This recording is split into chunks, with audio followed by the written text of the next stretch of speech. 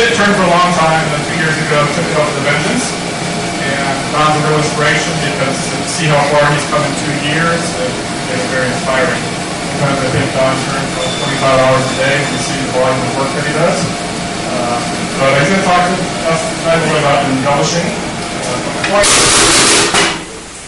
Sorry. Hey.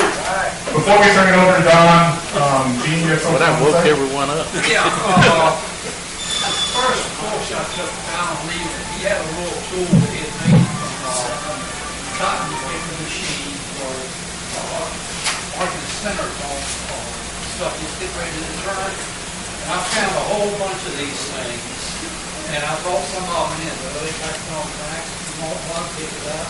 Just grind it down to a point with another knife. To me, comfortable little tool to make center. That's what it just doesn't sell. All right, without further ado, here's Don Leydens.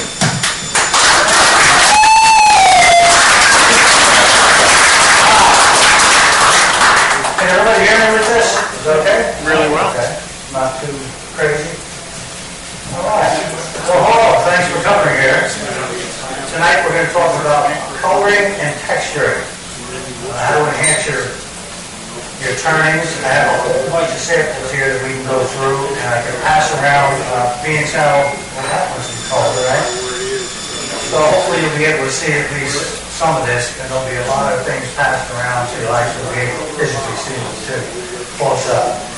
So we're going to talk about all kinds of dyes. Water-based dyes, aniline dyes, alcohol-based dyes, even oil-based dyes. What was done here, and everything I'm going to show you tonight, is all water-based dyes. That's all we're going to stick to, is water-based, compared to, let's say, alcohol. One of the differences being, an alcohol-based is nice because it dries. They all have their pluses and minuses. An alcohol-based is nice because it dries real quick, and it doesn't raise the grain, and you can go on from there. If you're going to do a water-based dye, they got really, really cool colors. There's billions of them, all the way down to flakes and iridescent things.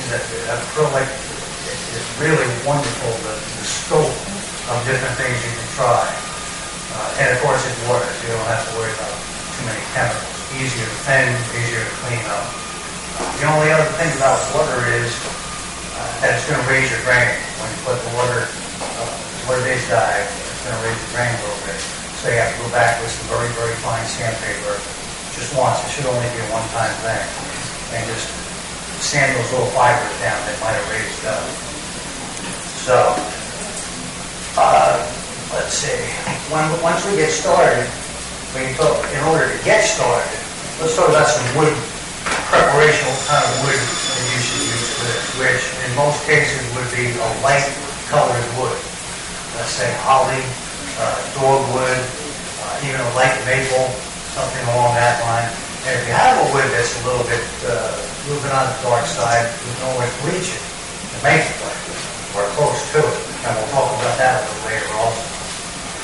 So some examples, if we have, if we can zoom up a little bit. But here's a nice piece. This would be a good example. This is a really beautiful piece, and I'll pass it around. A figured box elder, I believe is it. English box elder, beautiful little piece. Something like this would be nice for a layered look. Maybe put like 3 different layers on this, and that would make this frame, which is really nice, it's all over the place, pop like crazy. And usually that would be in a sequence of from a dark dye to a later dye. Start with the dark one, then we're going to stand it back, and then end up with a light dye. And all these, because especially with a burl, which twists and curves all over the place, the end grain will pick up more dye than the flat grain, the side grain. So the differences really start to pop out, and you'll see some here that are already done that are just gorgeous. So rather than bring 45 platters for you here tonight, I made about 45 or 50 of these little donuts. These are going to be Christmas ornaments. Or at least I hope they will. They might wind up just being in this collection for future purposes. But anyhow, that's the idea. Anything that I talk about tonight with these dyes can also be done on a platter, on a plate, on a bowl. It's the same technique, only tiny. Okay? So yeah, that's a good example of that. Let's see. Now here's a wood, this is a maple, piece of maple. That's a little bit on the dark side. I mean, if you think about it, if you took, let's say, a piece of walnut and put blue dye on it, it's going to be kind of muddy and not very attractive. This is kind of getting a little bit towards the dark side too. What you want is your colors to be as vivid and honest as possible. So that's why white is really, really good, as light as you can get, I should say. So something like this would be a prime example of a good candidate for bleaching to get a little bit lighter, which is, I hope we can, let's see. There we go. Like for an example here, there we go. This whole piece was bleached once, and it was like this. It was dark. And then just to try it again, I put it in the dye one more time, about 3/4 of the way. And I think you can see the difference right along this bottom where it's dark and along here where it's nice and light. You can bleach it over and over again and get a little bit lighter each time. Sooner or later it'll stop. You got as light as it will go. What do you dip in the bleaching? This is an AB solution of bleach. I'm going to get into more of that a little bit later. But that would, we just want to prepare the wood right in the first place. Get some light wood. If you don't have light wood, dye it, and then you're ready to go. Sand it down a little bit, and you're ready to start applying some color. Question about it? Yes? You mentioned dogwood. Dogwood. That's good bleaching. How white can you get dogwood? Well, I'm glad you asked. I just happen to have a piece here that we love. Somehow I thought you might. Yeah, I was going to whip it out here when we were talking about the bleach. But anyhow, here's a piece of dogwood. And you can see that's almost as white as the paper. And what's the bleach? And that was bleach, just with the AB solution of bleach. Dumped in, let it sit for just a little while, Full strength? a couple of minutes. Yeah, full strength with the bleach, even amounts of AB. Dump it in, and if you leave it out in the sun, Mix it. yes, Oh, I thought it was sequential. no, they're together. We keep sliding into the bleach. I was going to do this later, but it's okay. It still is relevant to preparing the wood. But that's how light you can get. You start putting some colors on there, and bam, you're going to see something here that are just gorgeous. And some Frank Friday guys did. When they heard I was going to do this, they jumped in and started taking some like 45 or 50 globes. If I would have turned 100, they would have went nuts on 100 of them. So I'm glad it was only 45 or 50. But you'll see some beautiful examples of what I'm talking about here that I did and the guys did. We just had fun doing it. So here's a figured piece just to show you the difference. Figured piece of maple dyed red, and here's a plain piece of talc. Get rid of the paper towels. This is much more interesting, but it starts getting into that a little dark, muddy kind of effect, rather than just a pure red. Yes, I will. Thank you. So now that you have the light wood, the one thing I hate to say, guys, we got to sand it. Yes, sir. The bleaching process not only makes it lighter as a base, but it also makes it more absorbent of the dyes. No. No? So the dyes aren't absorbed better since you bleach? No, they're just coming out with their honest, true color because it's on a white background. Gotcha. Okay. So it's a lot. It'll pop a lot more if you're doing something. Let's say you're stippling, putting different colors on. If you have a kind of a muddy background, they're not Do you going to pop. recommend bleaching most times that you're going to be using? Yeah, unless you have, yes, I would. If you're really looking for a piece that you're going to give to somebody, especially if you have to turn 45, 50 globes, maybe you could be a little bit less picky about it. But if I was going to give my mother a nice piece for her Christmas tree, yeah, I'd buy it. So I can pass some of these around for you guys to take a look at. Let's see. Look at this. Just so you can see what the bleaching looks like there. A nice curl piece that will be done. A couple of reds. And a darker. That's just plain sand. It's just plain sand is ready to go. Ready to go. That's those ones right there. Now, like I was saying, you really have to sand your piece very well, or you're going to see it. It's almost like an amplification of any line that's in there. So you really, here's a piece also that's sanded very, very nicely. If you put some dye on here, it's going to be nice and consistent, nice and smooth. Here's a piece that I purposely didn't sand very well. And I think you can see, I'll pass these around. But you can see, this is kind of an exaggeration of it. But nonetheless, any of those tiny little lines will show. So you have to sand really, really nice. Then we'll get into the dyeing procedure. Right now. How far do you stand? What grit do you stand? About to 800, and then I hit it with those 3M pads with 3 different ones of those till it's like a baby's butt, really, which you'll feel on that one.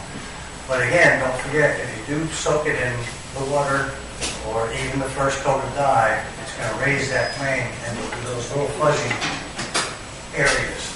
You hit those again with like a 3M, one of those 3M pads, knock that down. It literally takes like not even 30 seconds. Do you go with the second dye after you've done that, or is that just dye once? That's dye 1. And then you can go over and over again. Let's get to that season. Now, fabric dyes, for an example, and I'll pass these around too so you can see them. You got fabric dyes, you have transparent acrylics, you have inks. There's so many different things that you can use to color. I, of course, try to stay away from actual paint because then you're talking something that's pretty much opaque and you're going to hide the grain. These other inks and acrylic dyes and so forth are translucent, so you put it on, you still get a nice color that pops, but you can still tell when you give it to somebody, they know you made it out of wood. That's what I'm looking for anyway. So a fabric dye. Now these guys come in a powder form, or at least one way you can get it is in a powder form. And all you do is take a tiny little bit, put it in your little cup, just add a tiny bit of water, stir it all up, and then you have to add the, what's it called? Pardon me? The soda ash, that's it. A little white powder also. What that will do is it fixes the color. It's just like dyes that you use for what you're wearing. You put that fixative in there and it'll just make sure it doesn't fade on it, because otherwise it will. So you have your little dye all mixed up, and I won't go through all this and bore you with it, but all you have to do is just take a paper towel or a piece of rag, dip it in your dye. There's nothing to it but just wiping it on. Put it aside and let it dry. Yes? If you go over it twice, does it get more dark? Yes. So you have to be careful. Yes, exactly. Well, we're going to sand this afterwards anyway. I'll get to this. But if you do want it really, really dark or bright, really hot, go over it once. It'll almost double the intensity. I'm pretty close. A second coat. Put the first coat on, let it dry, sand it, put the second coat on, and you try to get all your color in one shot. No, I'm getting to that. But that's exactly what we're going to do. So we'll take our plain piece. We're going to dye it, let's say red. We'll put it on the side and we'll let it dry.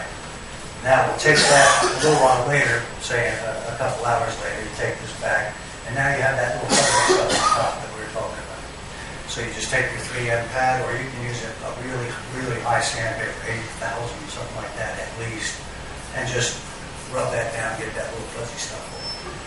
Now you can go for number 2. Take another color, preferably a lighter one. Now you might have, let's just say, and you can start with black, believe it or not. And it really looks good on a pearl, having that black in there. No kidding. So you take your piece, let's say we do have black on here, and we'll just sand it. And a lot of that color is going to come off. Because you want a lot of it to come off anyway. You don't want a black on it. But you turn this down, you sand it, and it just leaves just a lot nice little highlights. Now you sanded it, it's ready to go for color number 2. So you pick up the fabric dye and just do the same thing. Just go roll over with something a little bit later, say an orange or something like that. So now, if you're sanding to remove color, grip the sandpaper that when you're just trying to remove the fuzz from the raised grain? Yes, without a doubt. You want something that's going to have some bit of abrasiveness in it. The pads really won't do much. You're a lower number of grit for removing some of the color. Paint, right. You want to go with, let's say, about 400. That's just, I wouldn't go any more than that because then you're just going to start scratching things. It's complicated. It will all come. It's not very deep. This doesn't sink in deep at all. Even though you might think it does, it might kind of look like it does. It's right on the outside. So you take your 400 grit or even 800 grit, go down to where you're happy with it. You say, okay, that's good. Now we're ready for color number 2. Pick that up, like I said, wipe that little down. Now you have, let's say, a red on top of your black. Yes. Do you have any recommendations for the different pickup, the dye, and grain versus like that? Recommendations for the difference between different ones? Like on the end here is darker than the side. You sand it differently? Pardon me? You sand it differently? Like No. what soaks in more on the end grain? No, I wouldn't. And especially in this case, it's almost advantageous to have that line going around because when it's hanging and the lights are on it in a tree, it almost looks like it's got extra reflectivity. Is that a word? Right in the middle there. So it's not quite a hindrance. And a burl, It's a feature. it's featured, exactly. And a burl really won't show much of that at all because it's twisted all over the place.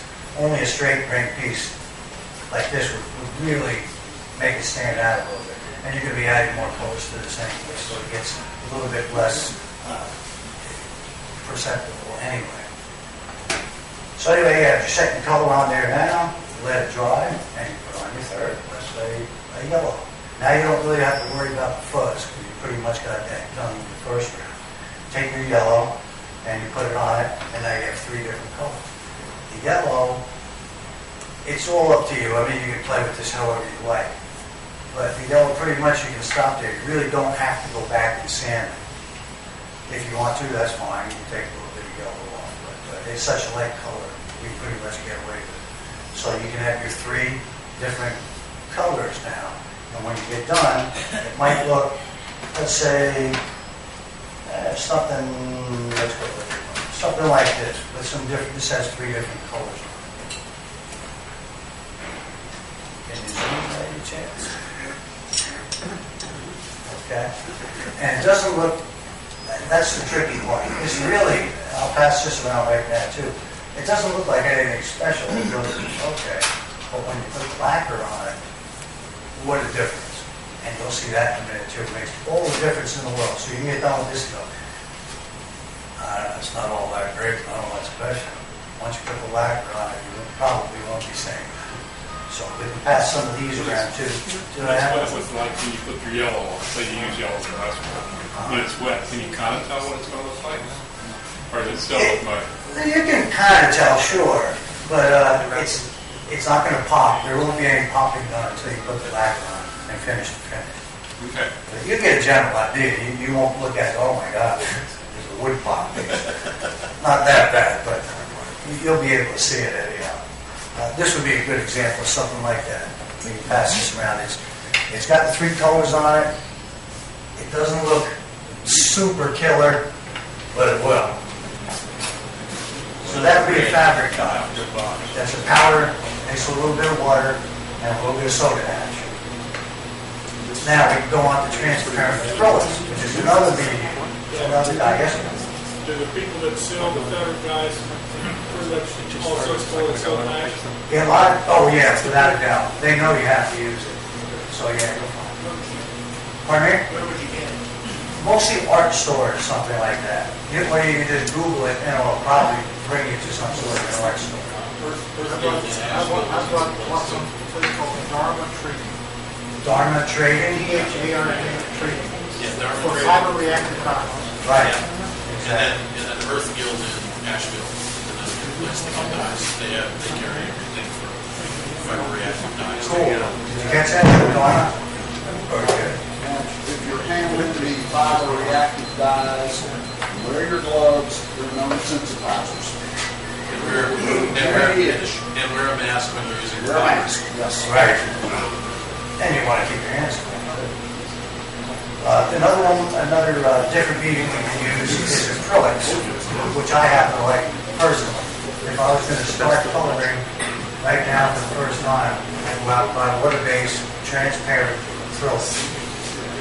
And we have some examples of these here. This was just another plain globe. This has one coat of blue on it, kind of a nice blue. This is poplar, so it's not anything special at all, but that's how one coat will look up an acrylic. Pretty nice color. There's a red one here. We'll pass these all around. We got blue. And let's just let you guys take a look at these up close.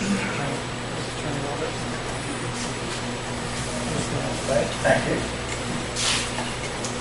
While I'm here, we have some handouts here that will explain pretty much what I'm explaining now, more or less. When you get home, if you didn't remember everything I said, that'll help you out. And there is a lot to cover, so pardon me if I seem like I'm rushing through this. But there's a lot of things to talk about. So now here you have your globe, your acrylic is on there, you have your 3 colors. And now what you want to do is finish this so it's done. So a lot of times with lacquer, you'll have little tiny little bumps. Not quite an orange peel effect, but just from straight, you might have some tiny bumps. Take your 800 grit sandpaper or something relatively close to that and sand it down nice and smooth. You're sanding the lacquer now. You got about 8, 10 coats. Put 15, we can go wild, put 30 on it. It really doesn't matter. I don't have to go up to my shop on boards like that. When I go past it, I hit it with the lacquer, keep doing what I'm doing, come back, give it another shot. It only takes a matter of seconds. So you take the piece now, it's got the lacquer on it, you sand it down nice and smooth. So now it's ready for finishing the finish. I think I know somebody who says that. So now you're going to finish the finish. All you need is card scratch remover. You get it in any automotive store. Just scratch remover, that's what it's called. And you take a little dab of that, put it on your rag, and you put it around all over. It's like a white cream wax. Put that on, and you can wipe it right back off, and that'll take out any tiny little scratches that you couldn't see to dry, because it'll probably be in there. And now it'll start to shine. Now you start saying, oh, this is going to look like this. Then to finish the finish, really make it look beautiful, regular car wax. Super simple. Any kind of, liquid car wax. Just take that on there, put that on top. This is the last thing you're going to do. Take it off, polish it up, and now you'll have something that will just shine like crazy. I'll pass these around. Just this lacquer and scratch remover. Right. Yeah, whatever lacquer you want. I have to use a triple layer lacquer. Walmart sells it, so it isn't expensive whatsoever. And you guys all know how to put that on it. Just take back, make a few passes on it. And lacquer dries in a heartbeat. 10 minutes, 5 minutes later, you can go back and put another coat on. And just keep doing that all day. You're going to have something, all of a sudden the depth starts coming out of the piece. So your 3 colors, even though it was just put on in a solid way, now each one's going to start to pop on its own, depending on what grain it did and how much got soaked up. Then you'll have something just super shiny, really fun to look at. Yeah. Have you ever heard what grit the polish is? The stuff you use before the wax? Scratch remover? Yeah, is that like 2,000 or 3,000? It probably depends on the manufacturer too, I would imagine, so it probably isn't one set thing. I had a guess, I'd say somewhere around 2,000. It's always fine enough to polish the surface of the clear coat on a car, right? Right, exactly. And what about the headlights, that plastic? You can use it on that too. Yeah. In fact, that's why a lot of people use it for their headlights. Okay, so that would be the analog dyes. So we have those on, and last, I'll just touch on this briefly, or another way you can color is with inks. You can get those in any of these big, art stores or anything like that. The inks are nice because they dry super fast. That's one plus they have. But again, just put a little bit in your little cup, add a little bit of water, and you're ready to go. You don't need any soda ash or any of that stuff. Just stir it up. All right, this is the blue ink. Is that the base? Pardon me? You said something about alcohol base. No, all water based. Water. Yeah, we're not doing anything alcohol. So this is 8 set of water base. Exactly. Water based thing. This would be an example of a blue one. That's each one too.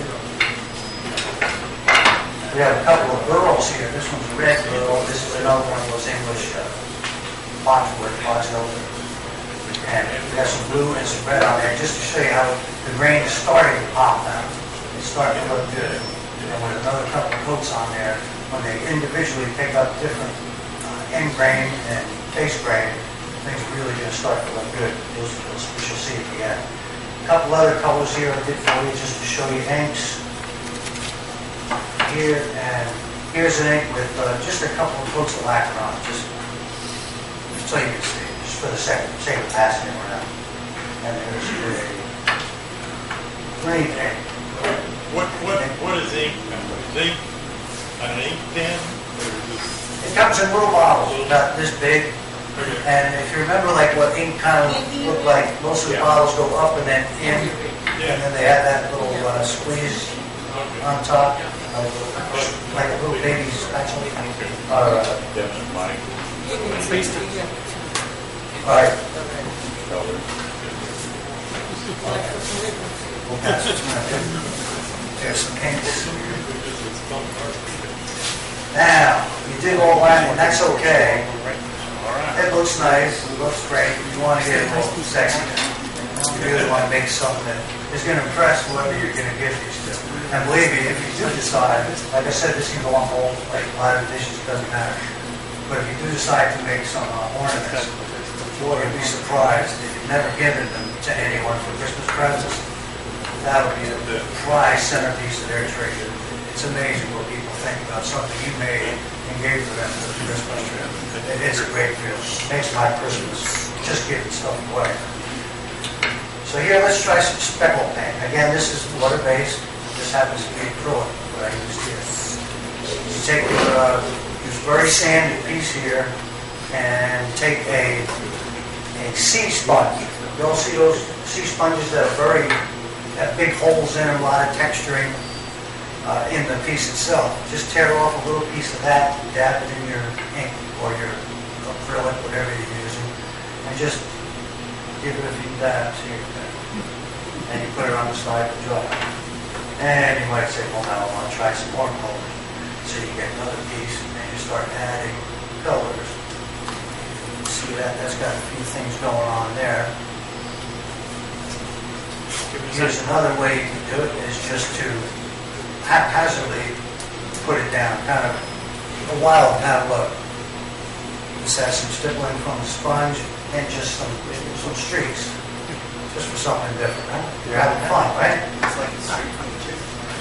There you go. You can add a gold base if you want to. You can make the first coat of this solid and have all your stippling done on top, or you can leave it wood tone and stipple on top of that. It's all up to you. Just try different things and see what you like.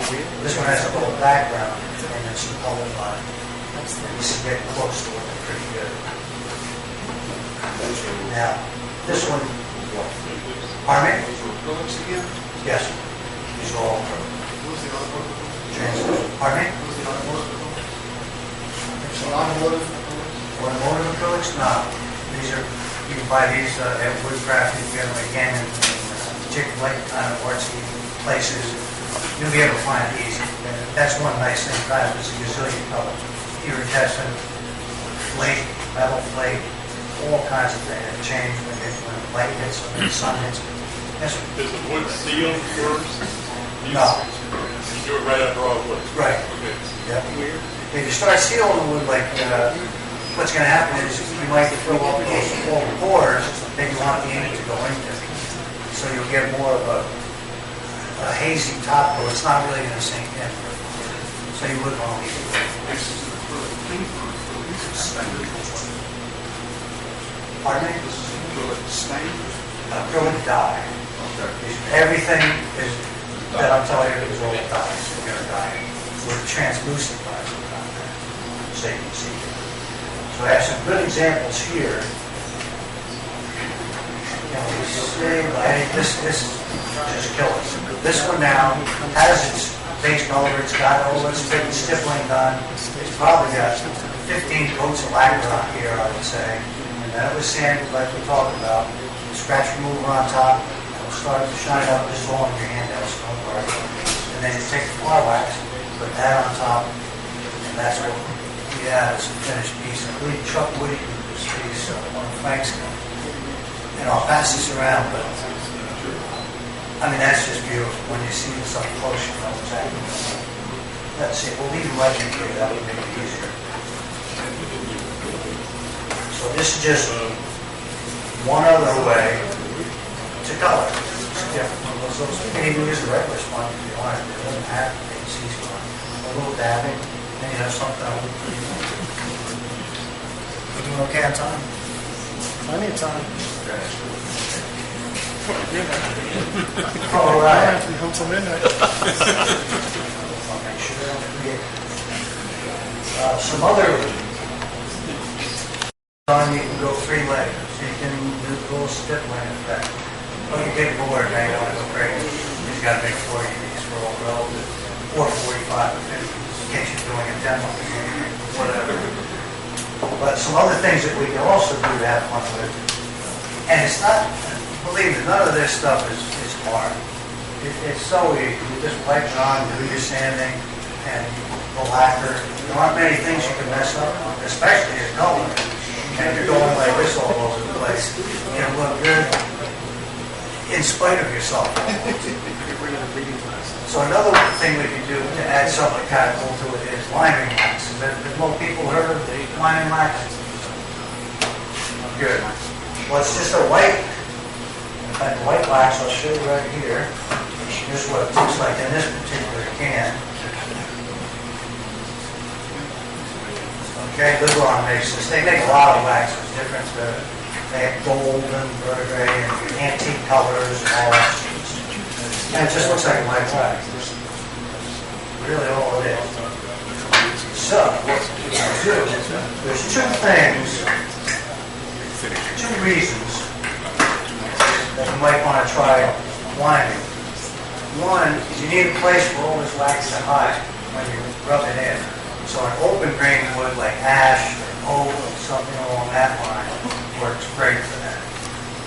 In this case, just for an example, I took a piece and just dyed it. This didn't have, this is just a smooth piece. This is maple. It's not ash or any of that. It's just plain old maple. So I took the maple, sanded it down, and then you dye it black. The whole thing, dye it black. In this case, you don't have to go back and sand it off. Partially, you want it black. And then I went and textured it, just for the heck of it, put some different textures on the sample. So now I kind of like created my own open grain wood, so to speak. I have a place for this white to go. So we have the black, just take a little bit of this white. I already previously did this, but this is what we do. So could you see your texturing through the black? Could you see it was textured before you put the wax on? Yes, without doubt. Okay. And now this looks like a whole bunch of white stuff there, but it comes off very easily.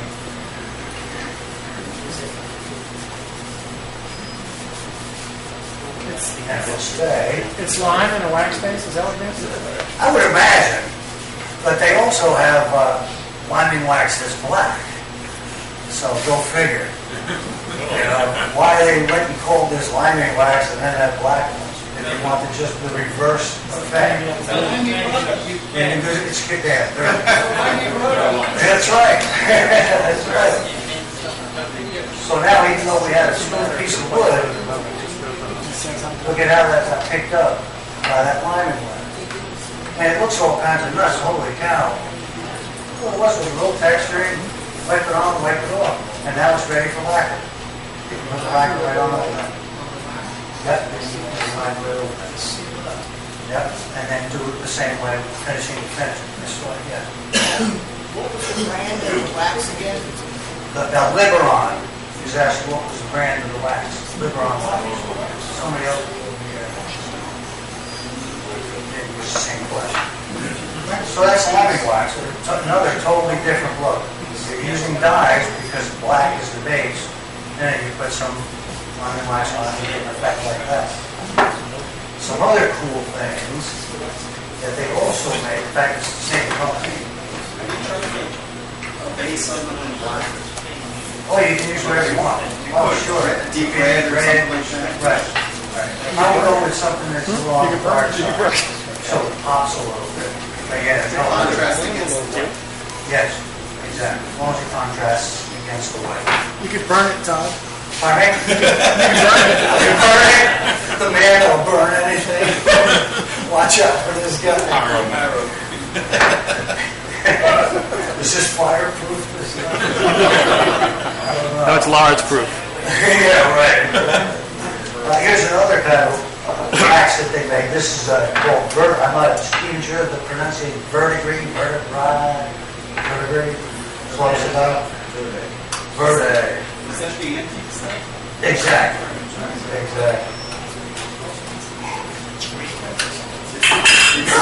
And that's all that looks like. It's the same product.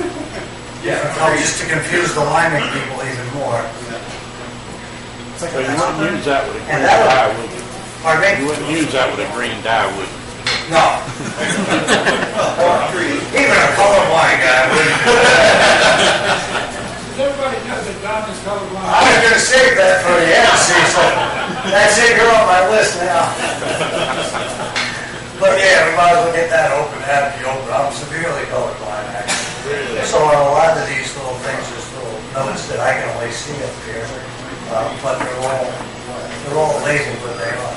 Which is another prime example of, hey, if I can do it, you can do it. And that's also a good reason to do something like this. And I can pass these around too. These are just swatches of different kinds of colors. This was also at an art store. Michael's has it too, places like that. Yep, Michael's will have it. Just take some samples here, just so you know what's going to happen when you put it on your the actual piece that you're working on. It's nice to have these to look back on.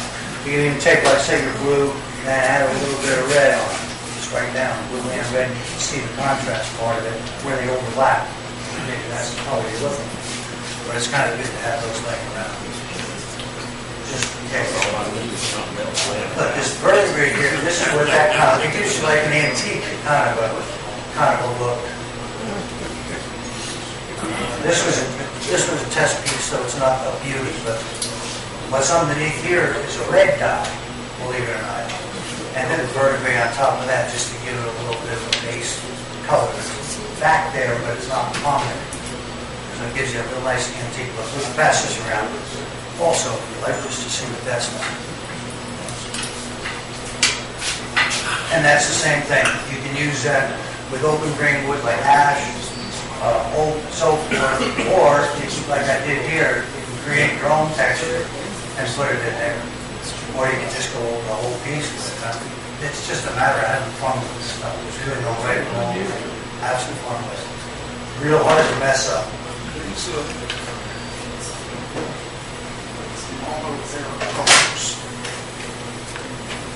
Now another thing that's kind of fun, and this you can get at Michael's also.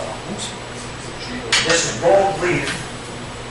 The company makes it's called Rub and Bump. And let's take a perfectly good globe, and we're going to put some of this on here. Believe it or not, they say in directions, use your finger to put this on. So that's what I always do. Wash it over anyway. We just see how this looks. This one is gold. They have antique gold, and they have silver, and some other colors you can pick from. What's it called again? Rub and Bump. It's very inexpensive too. It just comes in a little tube like this. Is that the base you use for some of those stipples? Yeah, the gold. Yeah, with a gold background. Rub and buff. There you go. I think there's about 10 different ones. Yeah. Yeah, I think so. So let's take some rubbing off here. I'll just take a plain piece of wood. All right, like that. Smooth it on with your finger. Just right over the wood. Right on the wood. No other preparation for it at all. But we got cool out of it. Then he puts a little coloring stippling over that. Ooh, Mama made it. Even colorblind guys can get excited about that. I do. I like gold. I don't know why. Maybe it's not a real color or something. I don't know. But is that neat? Well, I can't just pass this around because it's wet. You get the general idea. And you just wipe that off a little bit just to get the excess off. And you can put a dye on top of that, Yes. and it will penetrate and It'll do what you want to do. Just give it a It'll little do what tap. you want. And you can also lacquer over it. That's okay. I'm not showing you anything here that you can't lacquer and finish. So you would do that the same way you would all the other stuff, rub it down with the scratch remover and then put the automotive wax on it. Or spray it with lacquer before you do all that, and then Right. scratch remover and automotive wax and buffing. Exactly. So what about the carving tool? You use the sorting tool and carve the grooves in? So I can carve through that, Through it? through the gold. Oh, yes. Right? Yeah, sure. Because if I put that on after the carving, then I'm filling the carving. Right. I might want to fill the carving with black or white or green. That's fine. Yeah, this will be set by that time, but it only takes a couple hours. I mean, just set something, let it some more. But you can also carve on it if you want. So you prefer this over, let's say, gold paint? I do. I just happen to like the particular gold that this is. And it's pretty impressive. If somebody had an ornament with this. Pardon me? Antique gold, they have so many different golds. Yeah, they have antique gold, they have silver, and a couple of others. But it's just in that one piece. Okay, cool. We'll get right, that's good timing. We'll get right to it again. So, we have some of that. Now, also, because how we're branching out here, we don't want to get just bored with a few colors. We can do also a little wood burn. And then texture, and then paint, or I should say, with marker or dye, go over that, which is a piece like this here. It's a little cutesy piece. Oh, isn't that cute? You know, I just wood burn some socks and candy canes on there. Textured and put some dye on the top and bottom, green and red. And then here, filled up all these colors here, I use markers. And a really good marker. Oh, these things are great. Has anybody ever heard of the Chambo markers? Oh, good.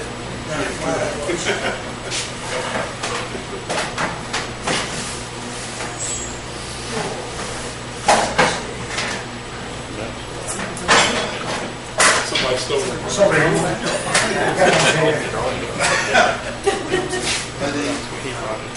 They were. All right, everybody, empty your pockets. Oh, yeah. Some of the renegades, they got the flood, probably so. Oh, no. At any rate, the thing that's cool about those markers is the name is Cambo, dual brush, they call it. It has like a brush on one. It comes to an extreme point. The markers, so it comes to an extreme point, like a really, really expensive brush. And the other end of it is just a small, like fine line marker you can get in the store, like a sharp one, extra fine. But that brush on there is so cool to use. Let's say you had a piece spinning around and you took your point tool and just framed the texturing that you just did. So you had two small grooves. You can take that Tambo marker, and because it's so fine, get in that little groove and make whatever color you want. I guarantee you, other woodwork, other wood turner can look at it and say, how'd you get color? So that's kind of a tricky thing to do. But it's those Tambo markers, dual brush. Highly recommend it. Where do you get those? Again, the same thing. you can Google it, you'll find it, but art stores will have something like that too. Amazon. That's where I got mine, was from an art store online, and I believe it was Dick. Can you spell it? How do you spell it? T-O-M-B-O-W, Tambo. Tombo. Tombo. And if you look up dual brush, it'll Google up for you too. Have you ever seen the Christmas colors? They have a similar thing also. So that, Christmas color. same thing with the point on it? Yeah, but then different ones short. Right. Have you tried them? Yes, yeah, I've had them. Nice stuff, isn't it? When they come in handy, they really come in handy. Well, another little tip, if you are going to use markers, which is fine to use if you want to highlight the texture too, don't go straight into the texture, because it's like putting sandpaper on your marker. Not that I've ever done that. Flatten my marker when but if you hold it on an angle while it's spinning and go around it, at least you're preserving your point a little bit more of that. So, we got some wood burning, we have the gold, we have the liming wax, we have all these other colors, and when we come back, we'll take a little break now and talk about some texture, actually using texturing tools and show you a tip about that. Okay? Okay, back here. Okay. We get started to close that door, perhaps, please. Thank you. Okay, let's just want to wrap up a couple more things about color. You guys seem really interested in that gold rubber buff, so we'll pass that around. You can see the actual, like I said, it comes in silver, antique, copper, brass, all kinds of things. And a real good idea that someone just brought to my attention would be to take a copper rubber buff color, put that on, and then put the vertebrae on top of that. And boy, I bet you that would be so good. Is that the green color? And like a copper, yeah, copper green, that's what and he's going to return that color anyway. I think that would look pretty, like a whole piece done like that. I think it looks pretty impressive. Let's also just talk about a couple of design ideas, because that's just as important if you're making something as design as what kind of colors you put in there, if you are, or texture. One thing, like we just had with some of these globes here, if I had a gorgeous figuring on this globe, like that box elder that I had before, one thing I wouldn't want to do is go with the complete, what I wouldn't want to do is take all that stippling stuff that I was showing you and go all over it with that, because you're hiding all that beautiful grain. In that case, take some nice solid colors, go over it and make a grain pop, and you'll still see all of it. If you have a lousy piece of poplar like some of them are, and there's nothing going on, that's where the stippling belongs. Might as well make the best out of it. It would be a boring looking piece. And we're also talking about the wood burning before. We just touched on that. But that's another thing that you can do. Some people are afraid of wood burning. They know, oh, geez, that's another thing that you get into. It's all kinds of hard. It isn't hard. Trust me, it's a piece of cake. This, I think, was the third piece that I ever wood burned. And it's not me. It's simple. All I did was go online. I had this is all original grain down here. All this, none of this was put in by me at all. And I just figured the perfect thing for that is to put a ship on it. How cool is that? It looked like ocean. All right, well, now I got to find a ship. Google. I Google images. When I Google images, looked up ships, and like 8 billion ships come up. Then you tone it down, just pick out black and white and outline, or whatever, however they drawings, I think is what they call line art. And all of a sudden it gets reduced.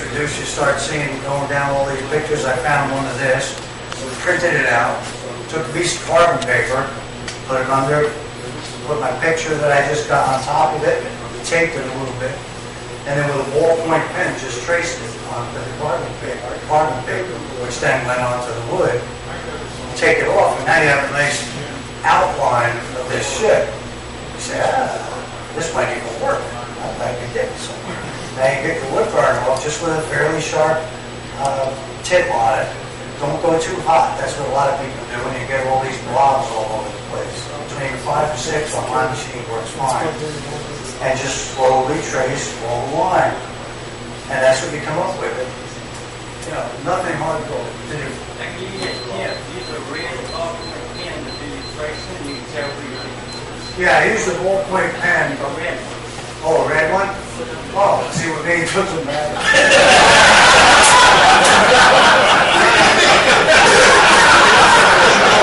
Oh, they called me. This guy's, who's he?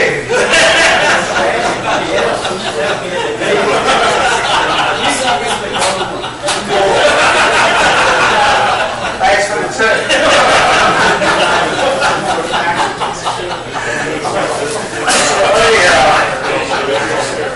This one has a little bit of everything. It has some texturing, some coloring, and also the woodwork on it. Pardon me. But one thing I wanted is a knot right in here. I'll see if the camera's today. See a little yellow sun? Right there? Yeah. Well, that's a knot. And I wanted to make that the sun. So I put the ship on and the sail was right over. Let me see, I reversed it. Facing the other way. The doggone sail was over it again. So I said, well, the heck with that. I took the sail and just kind of lifted it up a little bit. Tied it up over here. I got the doggone sun. Doggone sun. I think it's... Gee, and I can even tell it's yellow. I'm doing pretty good with it. So that's my favorite good. But even another design tip, if you're going to go around your piece, like let's say some texture, and you want to put some marker, which in this kind of a case works real good, those combo markers, which is what I used on this. While it's spinning around, you just go right over your texture.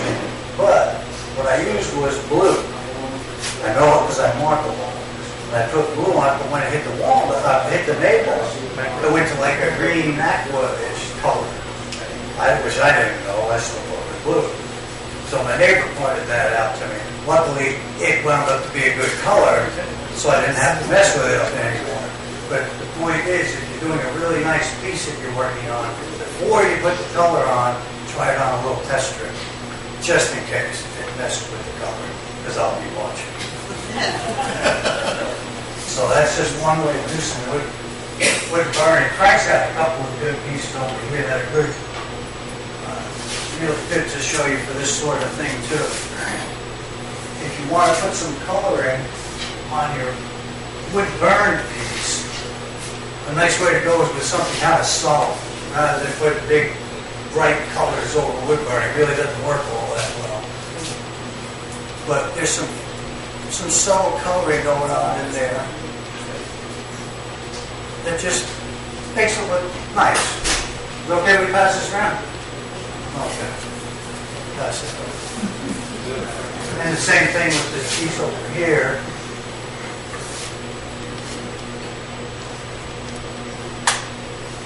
A little bit of coloring on top of the wood burn. There we go. Just to keep going, make it stand out slightly more.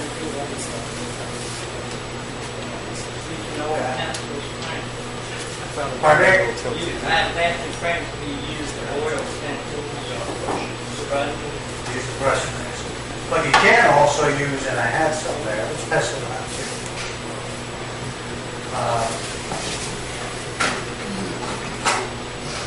Speaking of something subtle, you can use just watercolor. The simple dime store kind of adds a little water, put it on with a brush right on there, and it's not a big standout. Pop in your face, a little bit on the subtle side. You can also, these are actually watercolor pencils that also work really, really good right on bare wood. It works fantastic. And they're just watercolor. Again, you know, the Dick Blake Varsity kind of places would probably have something like that too.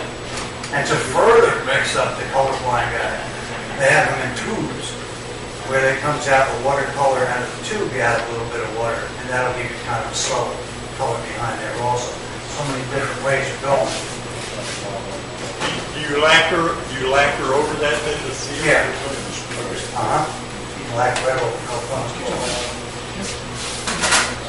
see we pick out a couple more here. This piece I would like to pass around, just in case nobody saw it up there. Just please be careful with it because it isn't on. So, Chuck, what do you think? No, actually, that's Gary Sanders. Oh, Sanders? There you go, Gary Sanders. That's how nice and coloring can look. And there's nothing that you guys can't do. There's nothing that he did that's so magical that you guys can't do. It's really just follow those steps. Well, I'll also do, because some of you were asking me about this during the break, the bleach. It's just equal parts in the same cup of the AB solution. And then you just dip your wood in there for a minute, lay it out in the sun, or just put it aside to dry in a second. So he's going to pass that around. One of these is bleach, one of these is something else, right?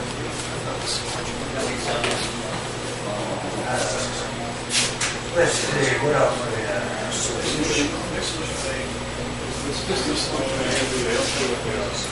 Again, just as far as designing something. Now here, there's a lot of texturing all along the outside of this, but the piece is so big and there's so much plain raw wood still left. The texturing here enhances it without blocking out a whole lot. Wouldn't want to do this whole piece, ruin that good wood. But a little piece like that looks, in my opinion, pretty good. And you still have plenty of regular wood built on. And there's some texturing also on the back here, which brings me to another good point. Let's say you're using the texturing tool, which is what we're going to get into now, and you're making a platter. And you're turning it, you hollow it out, and you say, boy, I'd like to put some texture on it around. And you take the texturing tool, whatever it is, and you put it on there, and it's hitting and missing. It's already starting to warp on it because you pulled out all those inside fibers. So you get hit, miss. What you can do to get around that is in the mist areas, just hold your tool right here, straight on, the same way you were doing the texturing before anyway, and just by hand, turn the piece and push into it. And it's not going to look perfect like the first time it was spinning around, but it will be enough to hide it and blend it in where the whole thing will look like it's now textured rather than bare wood and texturing on the other two sides. So that's one way just to get yourself out of that kind of a jam. Let's see. There's so much here to do. That's so much stuff. What we'll do is, let's skip around just the texture. All kinds of tools, all kinds of ways you can spend money on texture. You can spend a little bit, you can spend a lot. And we can talk about that too. Bench door. There you go, Alex. Thank you, bud. Now, what we have here is a piece that's just textured with all kinds of different things. And I just put different markers on it on the side also, just to highlight a bit for you. So what I'll do is explain which tool did what, and then I'll pass this around so you can get a feeling for how it is. For this, we're going to have to get closer.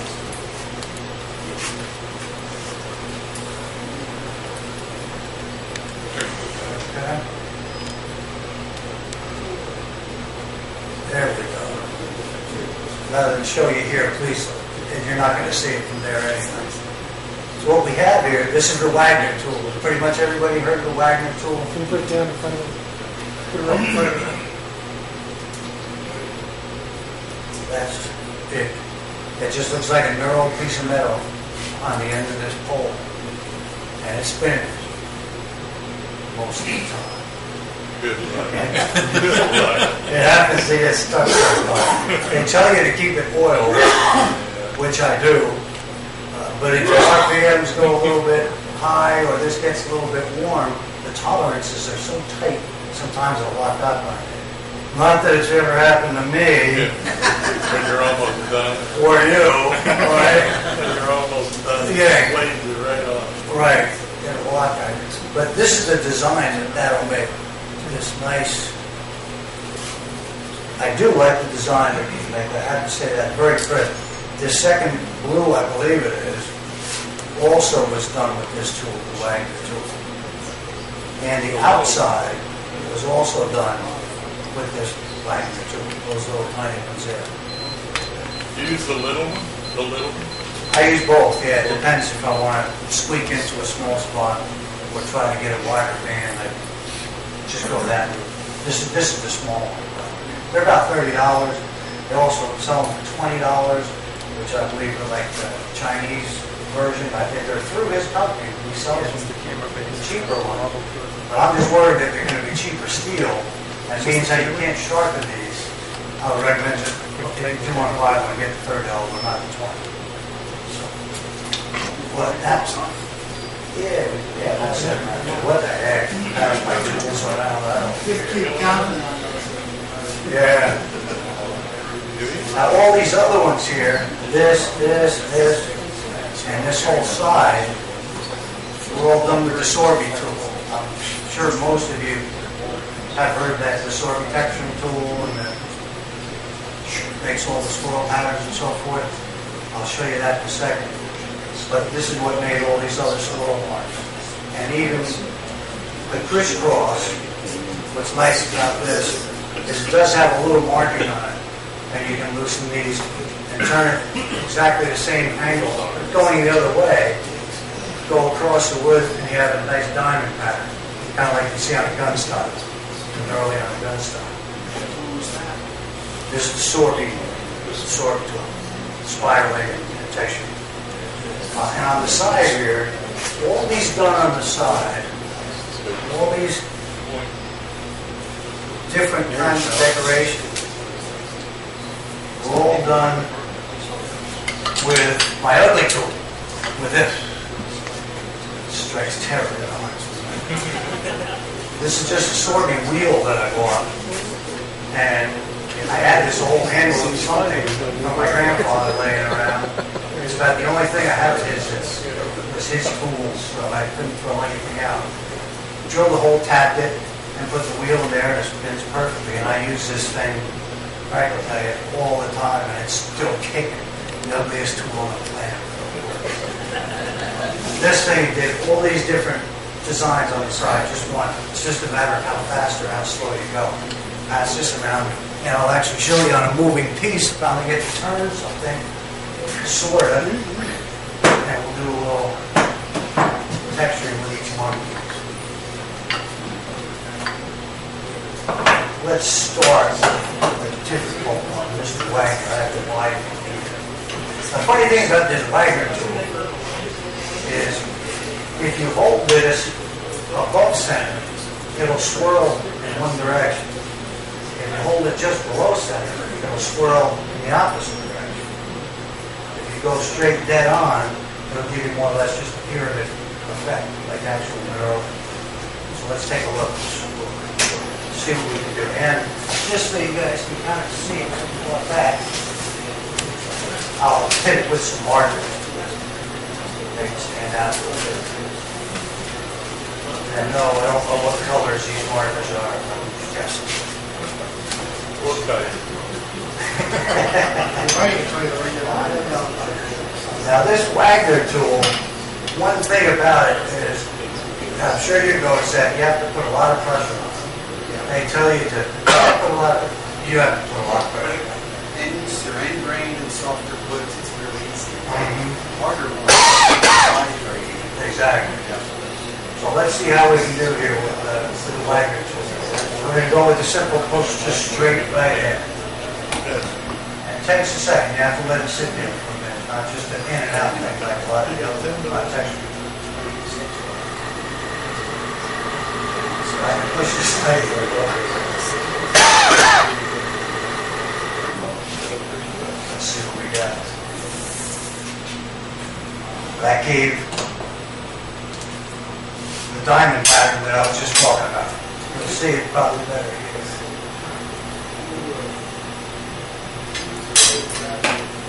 Yeah, oh, okay, the speed. What speed, Don? Oh, It's like the bell. It's slow. It's like about 2. all right. Now, like I was saying before, if you hold it up, 2 or it'll swirl in one direction, so we'll try that now. See what direction. We're above center now. Now we're just going to go straight in and apply a little bit more pressure, just like we did before. Get that bench shorter. Let's see what we got. Now we have a swirl pattern in that direction. Let's highlight that so you can see it a little better. Just come across the end. And we took the same tool and went below center.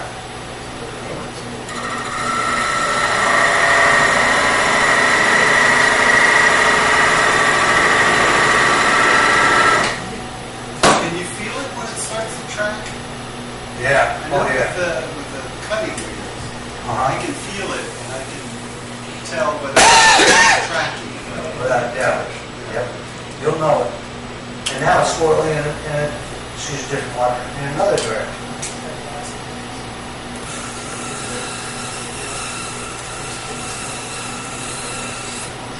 Stop. Can you see it? Back up a little so I'm more like, There we go. So that's the Wagner tool. What I like about it is it does give a nice crisp cut if you can get it right. You sand that all? Yeah, I would. I did just 400, not much. Just enough to get a little, because the wool have a little fuzzy on it so before it's chewed in. Now, let's try the sorbet tool. This can be, it'll look different because of speed, because of how far you have the tool rest, your angle. This angle can turn. There's a gazillion different ways of doing this. The best thing I can say is if you do want to do some texturing, try it. Just try to have fun with it. I'll show you a couple right here and show you it easy. Just going to hold this on a slight bit of an angle down. These teeth are actually cutters on the top part here. And when you lower that into the wood, it'll start turning and cutting like a spiral, which you'll see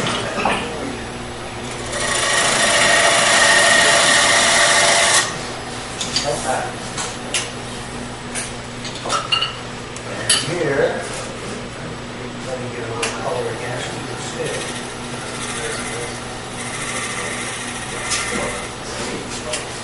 Magic. And there's a bit of a spiral. No, not the space. Pardon me? Honestly, no, not Magic. honestly, the space. Yeah. It's not like I taught the thing. It does pretty good on its own. It's on the wrist. Yeah, there we go. And by the way, they put this high down, speed it up, slow it down. If you kept it on there, it would have ready switch at the time, right? If I kept it on for a longer period of time, you'd start making a mess. It would start chewing up itself. So If you take it on there, put it back on, you could, you might be able to retract it to where you were, but it's a mic, and I wouldn't do it. If I could get away with it. Yeah. And like I said, you can reverse this too, come across it and get the diamond check patterns that was passed around too. But this makes some pretty nice stuff. I gotta admit, I like this tool a lot. Now another way, Mr. Ugly, I'm not passing this one. I do a lot of fixturing with this thing. And like I said, I didn't want to spend $180 that day on the sorbet setup, so I just bought a wheel. Drill a hole in it, tap it. And I can get some tight spaces with this thing too. That piece that I passed around, you'll notice there's some grooves in the face of it. And I got in there with this, in those grooves. Another quick little tip. If the edges start getting dull on you, you want to sharpen this. Let's pretend this is the grinding wheel. All you have to do is just hold that on the right angle, right against the grinding wheel, and it'll hold that side just a little bit. The other side, do the same thing. Just hold it up to the wheel, and it doesn't take long, and you'll get a nice beautiful point again. Especially if you like drop this on the floor or something, if you want to get a little bit refreshing. Not that you don't know that. Oh, not that I Thanks. We just heard about it. That's right. Precisely. Now, we'll just try a couple here and then we'll highlight them. There's some marker. Again, speed matters, whether you're going slow or fast. You can hold this on an angle, you can hold it straight. You can go this way if you just want to make straight grooves around something. It'll make somebody think you're a real whiz at beads, making all these. This guy's good, man. Then you take that fine tempo marker, go into the people, and they commit suicide. They're like, so, here we'll do, just throw a random pattern in there. This is probably, I would say, between 800 and 900. I'm looking at it right now, something like that. Now, that was just straight across, boring. Let's show you how it looks.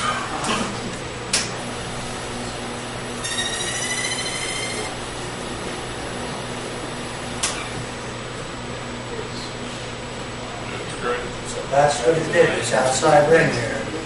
Just by that little zip. It's all days. And it ain't me. It's the tool. It's a beautiful tool. But it's really so simple. And that's something cool. You know, you go to Walmart, people buy bowls. I can get both $5. Try to get a little attention.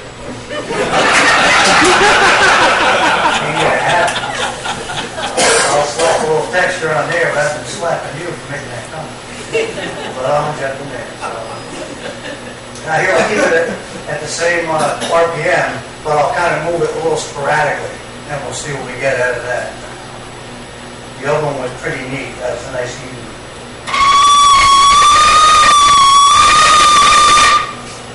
Let's see. I'm going to go over it again. With this you can, because you're not tracking any groove. Let's see. Add a little bit more. Okay. Let's see how that is. Pardon me?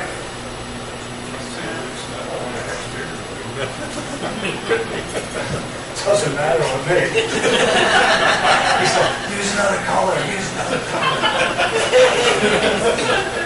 Why? Why empty another perfectly good pen? I thought you were sharp. Here. Just have that. Now, on the side grain, I'll just do this real quick on the side grain. This is where it really shines. If you're doing spindle work or on the side of the bowl and you just want to put some texturing around it, it really works good for that. And real quickly, what I would also do, after all this texturing is down, take a point tool or a skew and just frame it. Just go in, cut a little groove right at the end, cut a little groove right at the end, and you just frame it like a little picture. It'll look great. Let me just knock out a couple of these real quick, and you'll see what this looks like on the end and how easy it is. Wow, this is... Okay. I'm a little tight over here. Let's see. Let's see if we can get this going.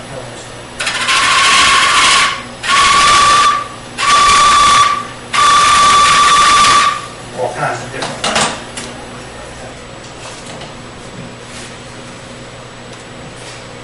Let's have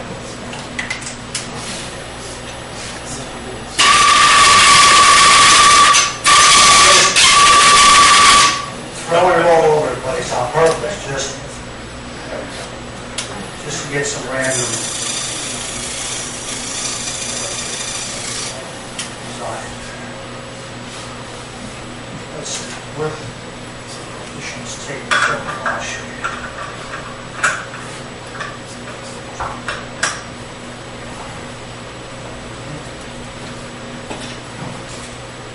Set it on the playlist.